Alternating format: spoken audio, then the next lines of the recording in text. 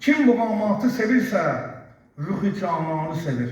Mənimlə ilıq sürüyərsən versinlər. Gözünüzü rica edeyim. Kim muğamatı sevirsə, ruh-i camanı sevir. Kim muğamatı sevirsə, gül-ü xəndanı sevir. Kim muğamatı sevirsə, yanır eşq ateşlə. Qəm-i hicranı sevir, vəsl-i firavanı sevir. Kim muğamatı sevirsə, sevir haqqın yolunu. Nizamiliyen söz budur. Kim muğamatı sevirsə, sevir haqqın yolunu.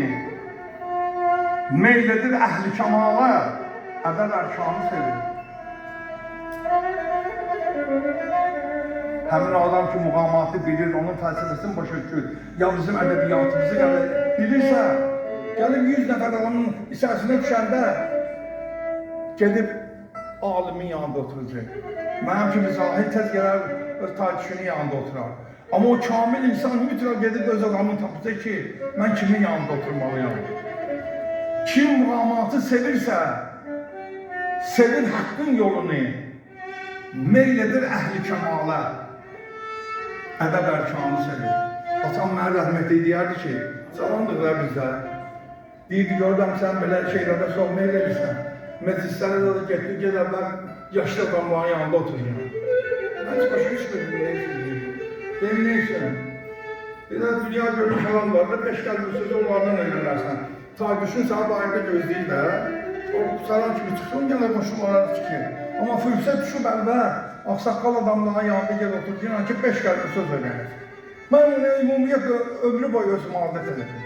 Ona göre indi böyle çok danışıram. Kim muğamatı sevirsə, sevir haqqın yolunu, meyledir əhli kemala, ədəb ərkanı sevir. Kim muğamatı sevirsə, vətən övladı odur. Bakını, Naxçıvanı, Gəncəni, Şirvanı sevir. Sağ olun.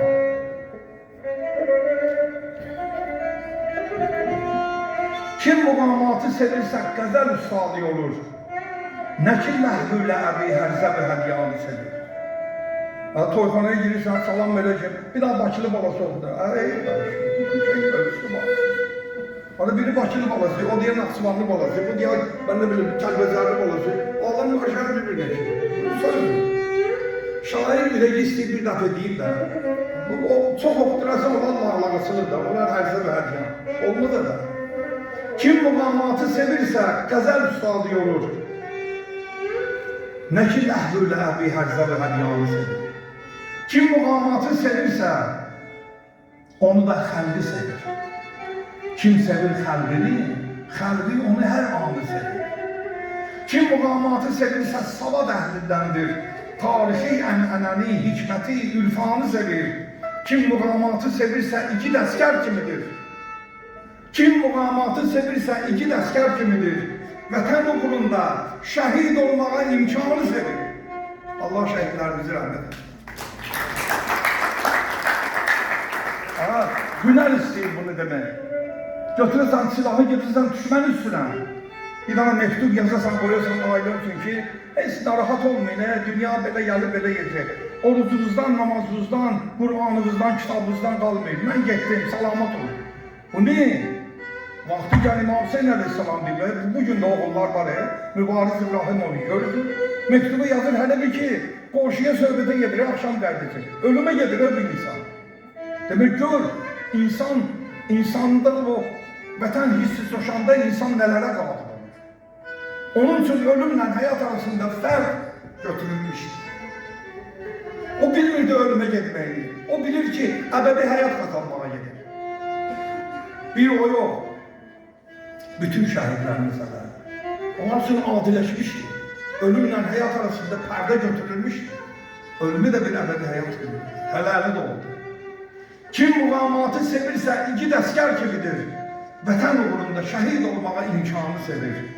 Kim muğamatı sevirsə, uzanır zirvələrə, ağıla oldu yəqin, Azərbaycanı sevir, ağıla oldu yəqin, Azərbaycanı sevir.